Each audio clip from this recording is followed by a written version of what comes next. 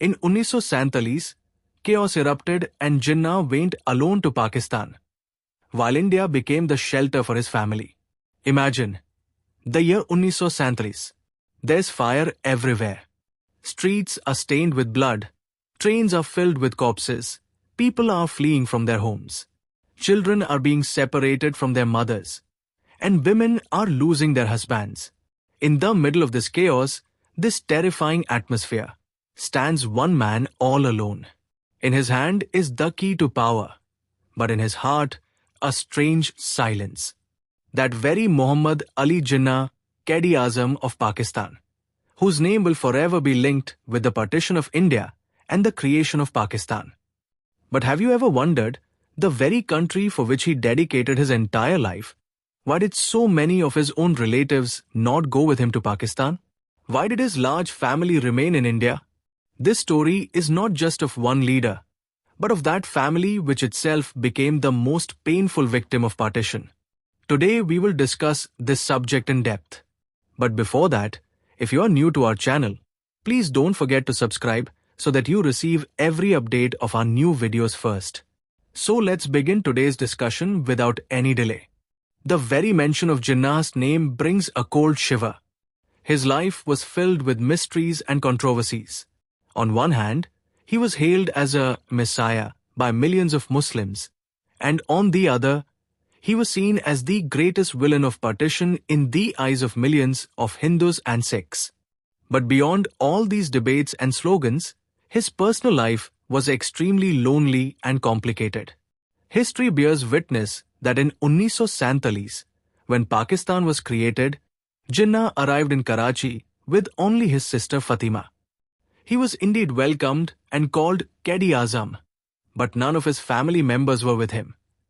He went to Pakistan, but his family remained scattered across India, Britain, and Europe. Jinnah's family was large. He had many brothers and sisters, but at the time of partition, most chose to remain in India, like his sister Mariam Bai and brother Rahmat Ali. Both stayed in Mumbai and Kolkata. Their descendants are still present in India today. Just imagine how strange it is. The man who created Pakistan, his own blood relatives remained tied to the soil of India, the very country he left behind to move to Pakistan. Jinnah's younger brother Ahmad Ali chose an entirely different path. He made Britain his home, married an Englishwoman named Amy, and lived his life there. They had a daughter, Fatima, who now lives in Switzerland. Ahmad Ali's life was completely different from Jinnah's. He kept himself away from politics and controversies. The distance was so deep that in his final years, he barely had any contact with his brother, as if he wanted to escape the burden of his surname. Rahmat Ali and Mariam Bai's story was different. They never left India. Their children grew up here. Some did move to Pakistan, but the larger branch of the family settled in India. Rahmat Ali's family still lives in Kolkata and Mumbai, the very cities that witnessed the suffering of millions of refugees during partition. In those same streets, the generations of the Jinnah family still live today. Jinnah's younger brother Bunde Ali and younger sister Shireen Bai went to Pakistan. But Bunde Ali had no children. Shireen Bai's son, Jafar Bhai, remained unmarried all his life.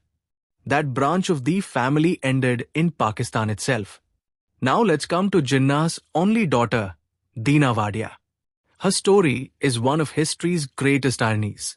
The daughter of the founder of Pakistan never considered Pakistan her home. She flatly refused to go there. Instead, she chose India as her home. Dina married Nusli Wadia, and through this marriage became part of one of India's biggest industrial families. Their son, Nusli Wadia, is today one of India's leading industrialists. Every Indian knows the name of the Wadia Group, from Britannia biscuits to Bombay Dyeing. Nusli Wadia is Jinnah's grandson, and his sons, Jay and Ness Wadia, are Jinnah's great-grandsons. Just think about how big this contradiction is. The family of Pakistan's 𝐻𝐸𝐻𝐸𝐻 is flourishing in India as business tycoons. Ness Wadia, whom you know as the owner of the IPL team Kings 11 Punjab, is a descendant of Jinnah. Yet, in Pakistan, they never even tried to associate themselves with the Jinnah family. The branches of Jinnah's family were not limited to India and Pakistan alone. Ahmad Ali's daughter Fatima still lives in Switzerland today. In the valleys of Europe too, Jinnah's bloodline continues, as if history itself scattered these relations across the world. But alongside this fragmented picture of the family, there was another layer: property disputes.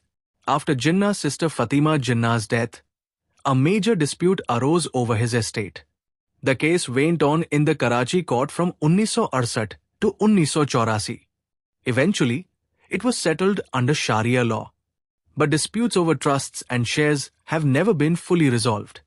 Jinnah's name was so powerful that many times even strangers would come forward claiming to be his descendants.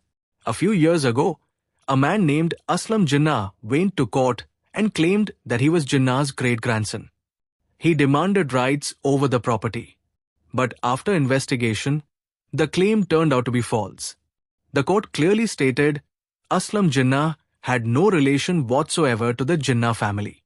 Historian 𝐼𝐨𝐥𝐿 merchant, who was the grandson of Mariam Bai, wrote that Jinnah always kept a distance from his family. He did not want his name to be used for political or personal gain. Even when his brothers or nephews tried to describe themselves as relatives of Jinnah in a book or article, he would stop them. Perhaps this is why even his own family was not visibly standing by his side. And this is the bitterest truth of partition. It was not just a wall between two nations. That wall extended right into Jinnah's own household. Jinnah himself went to Pakistan, but his family scattered across India, Britain, and Europe. Some ran businesses in Mumbai, some settled in Kolkata, some stayed in Britain, and some went to Europe. This story also shows us that the greatest price of politics and power is often paid by personal relationships. Jinnah created Pakistan, but his own daughter never set foot on its soil. His grandson and great-grandsons went on to become some of India's biggest business tycoons. Today, when we look back at 1947, we realize it was not just the partition of a country, it was the scattering of millions of lives. Muhammad Ali Jinnah, hailed as the Quaid-e-Azam of Pakistan, could not keep his own family together. If our video has taught you something new, do not forget to like and share this video so that this information can reach others as well. Your likes and shares are a source of inspiration for us. If you have any questions or suggestions, please let us know in the comments. It will be our honor to answer your questions and listen to suggestions. And yes, if you like our content, subscribe to the channel and press the bell icon so that you stay connected with every new story. Thank you. GRT Business YouTube channel sources: news from various news agencies, opinion polls, and other public sources. We try to ensure that every report and summary is accurate and verified, but we are not responsible for any dispute or error. Our aim is only to provide you with accurate information.